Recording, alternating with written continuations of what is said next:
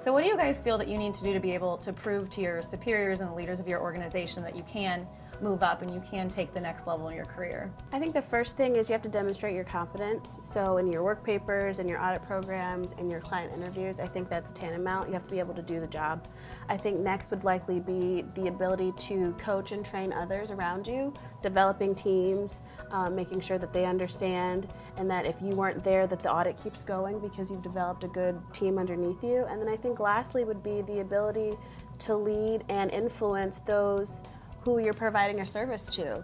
Do they find your audit work valuable? Do they feel that they can trust you? Can they come to you with questions? Can they ask your opinion and you'll give it to them and they'll take it back and action it?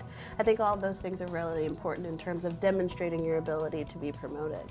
Yeah, I think those are all great ideas. I think also getting outside of your comfort zone in terms of not doing the same thing over and over again every year. You know, sometimes when you're doing your audits, you can do the same audit projection every year going forward, and really kind of getting new work to do outside your specific job function, really taking on maybe things that are above your level to try and prove to senior leadership that you can take on those functions. Actually digging in and doing that and proving to your superiors, your leaders, that you're able to take those extra steps and you can prove yourself.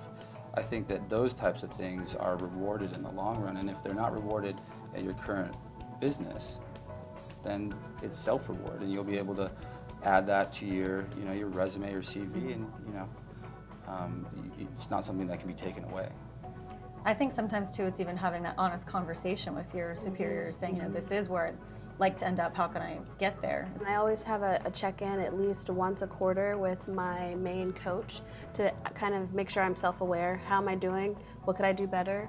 And then I ask, what else can I be doing to get me to that next level? Is there any gaps in what I'm currently responsible for that I can work on and that will allow me to, again, gain the additional skills necessary to reach that next level? It's really key to try to be as self-aware as possible, but you do need to get feedback. I mean, feedback is critical, and I think that if you're not willing to take those steps to ask and to be upfront about it, typically people aren't just gonna give you something. You're gonna have to go get it to a certain degree, and so if you're not willing to take those steps, then it's gonna pass you by. And my director and the AVP in our department has a open door policy. We can go in anytime, have a discussion with them. Where are we at? What would they like to see better? What different things that we need to do to improve on the work that we've done? And so I think that's a very positive aspect for us. You have your baby boomers and your Gen Xers and so forth. Maybe they aren't as comfortable having those conversations with us as we are with them.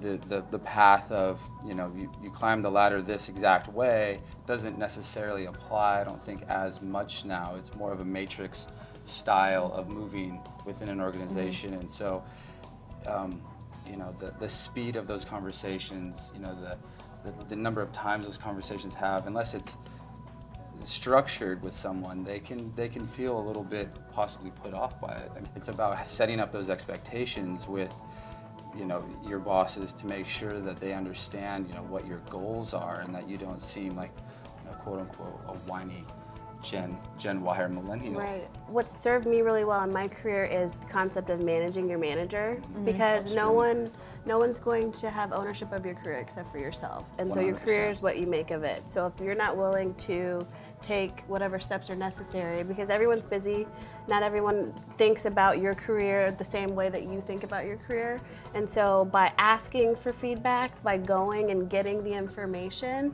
it just makes you a better professional, because not everyone's going to offer that to you.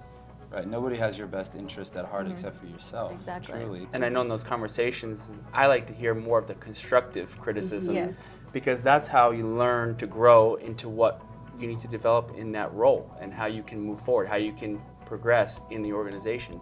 I think those are the conversations that are most important. Right. That's I always ask, what's missing? What else can I be doing? How else can I learn to continue to grow to get here in my career? Right. So yeah. Right.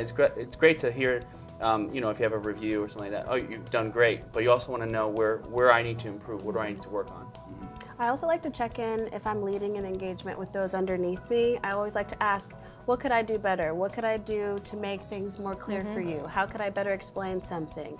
Am I timely on giving you feedback? Am I timely on answering your questions? Am I approachable? So checking in on all levels, either vertically or laterally or even down, is really important. Yeah, you want to make sure that you're meeting expectations on both sides of that equation, but you need to actually know what those expectations are as well, so that you can make the necessary amendments to whatever you're doing.